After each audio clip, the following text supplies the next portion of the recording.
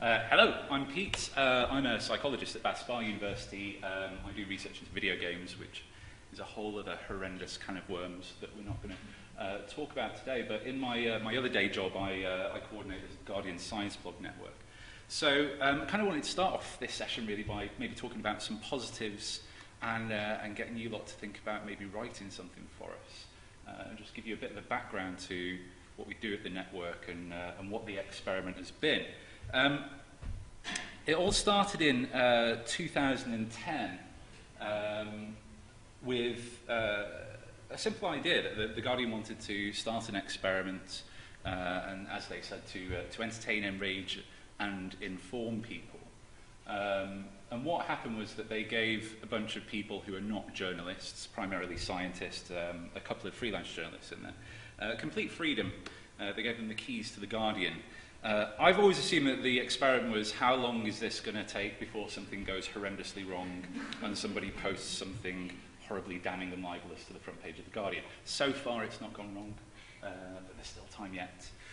So that experiment's continuing, and I want to talk about that today in terms of three things that we're trying to kind of actively work on at the network. So one is kind of parity among the core bloggers that we've got. The blog network's expanded and increased over the past few years. We also have a whole raft of guest writers as well, and this is where you lot come in and everybody else comes in, because we want to kind of try and achieve parity amongst them as well. And also three is sort of my own kind of pet hobby really, which is that it would be really nice. So one of the things is that because we've got complete editorial independence and we've got the keys, we can write stuff and put it up there really quickly, as long as it's not libelous, obviously. That means that we're in the best position really to write rapid response articles to sexist bullshit that goes up out there. So I've got a few examples of that. And if you've got anything that really kind of grinds your gears, I'm always interested in hearing about it as well. So, like I said, the network started in 2010. We had 5 blogs. I'm an academic, so I can't deal with a PowerPoint without at least one graph in it. And it was an 80-20 split, so 4 male writers, 1 female writer. We expanded that in 2012 to 13 writers, and the ratio got a little bit better. And this is the kind of state of things at the minute. So we've got 26 writers across 14 blogs. It turns out that group blogs are generally better for academics anyway, because everybody's always got something on the go. If they've got a grant to write or a paper to write, other people can take up the slack, and it just makes it a little bit easier for everybody involved. Hopefully all these numbers are going in the right way, so we kind of want to carry on that trend into the future. Probably the more important thing for today really is that we've got a guest blog at The Guardian. The Guardian changed the way that it looks about 2 years ago, and it looks very pretty now and everybody's happy with that. But what it did mean was that the blogs kind of got swallowed up into the rest of the newspaper, and before, when they had their own identity, that's sort of all gone. And it's a real shame, and we were kind of working on it at the minute. It's a real shame because various things that I won't go into, but one thing is that I kind of give a lot of talks about science writing, and people always seem really surprised when I say we've got a guest blog that you can pitch stuff to. So we have one, it's called Notes and Theories, and we want more writers for it. We want lots of different types of writers, as much diversity as possible. Again, I'm just going to talk about this in terms of the male-female split. So that was what it looked like in 2014. About 60% of the articles that were written were men, just under 40 were women, and those those numbers are improving. I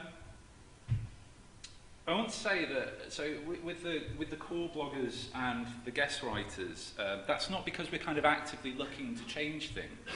It's just that we're trying to encourage more pitches from everybody. When we expanded the blog network a couple of years ago, we got a whole raft of new women science writers on board. And that's not because we were actively saying we want more women science writers. It's because they gave the best pitches. So we want more people putting themselves forward for these sorts of things, and we just want the best writers really, and it's great that this is happening in this sort of way. So if you've got an idea for a pitch, or if you know somebody who's a really good writer who might have a pitch, send it to that website, that email address, science@theguardian.com. If you want to have a chat to me about it first, I'm always happy to talk about these things. My email address is pete.etchells.freelance@theguardian.com. The last thing is my kind of my pet interest at the minute, which is rapid response articles. Some of you might have seen this. This came out on the books blog at The Guardian a couple of weeks ago.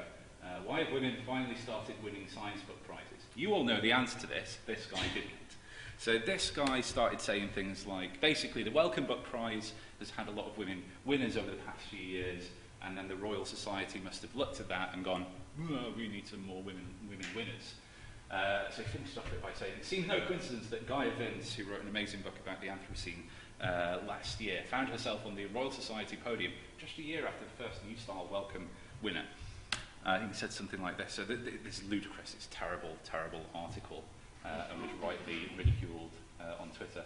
Apparently, female science writers can only write about emotional things and things like that. Males are the interesting writers, right? They're the ones that can talk about mysteries and underexplored scientific fields.